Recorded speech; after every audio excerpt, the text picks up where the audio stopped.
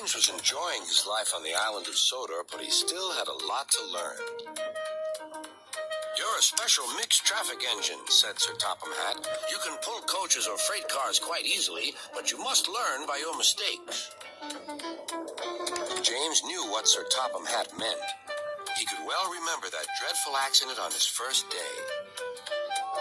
"Be careful with the coaches, James," said kind little Edward. "They don't like being bumped." Everyone came to admire James. "I'm really a splendid engine," he thought, and suddenly let off steam. Whoosh! A shower of water fell on Sir Topham's nice new top hat. Just then the conductor blew his whistle, and James thought they had better go. Go on, he puffed to Edward. Don't push, replied Edward. The coaches were grumbling too. Don't go so fast. James didn't listen.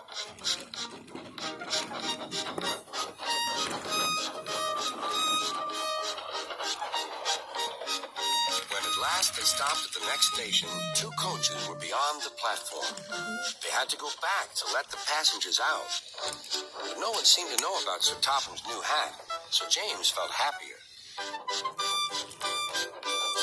Presently, they came to the station where Thomas was waiting with his 2 coaches. "Hello, James," said Thomas. "Feeling better? That's good." "Oh, that's my conductor's whistle. I must go. I don't know what Sir Topham Hatt would do without me to run this branch line." And he puffed off importantly.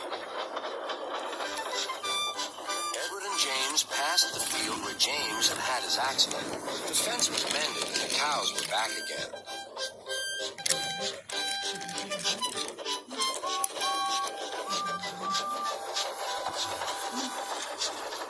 They ended their journey and rested before setting off for home.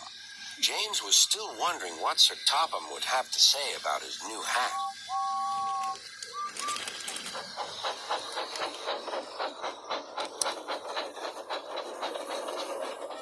Next morning, he spoke severely to James.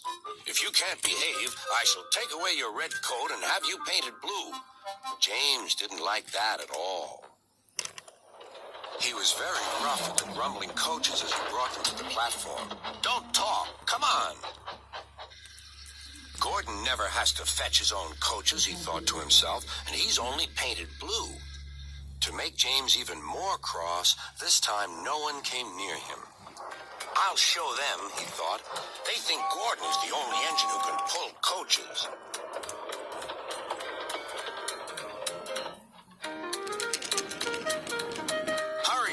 Hurry, puffed James. You're going too fast, replied the coaches. James laughed and tried to go faster, but the coaches wouldn't let him. We're going to stop.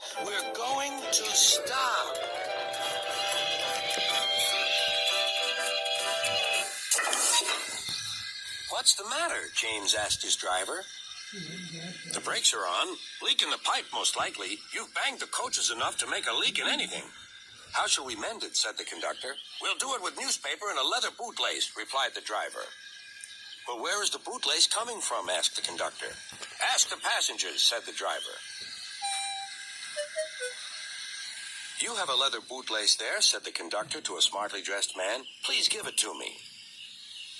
"I won't." "Then I'm afraid the train will just stop where it is." The passengers all said what a bad railway it was. Then they told the man how bad he was instead. Everyone was very cross. At last he handed his laces over. The driver tied a pad of newspaper tightly round the hole in the brake pipe, and James was able to pull the train.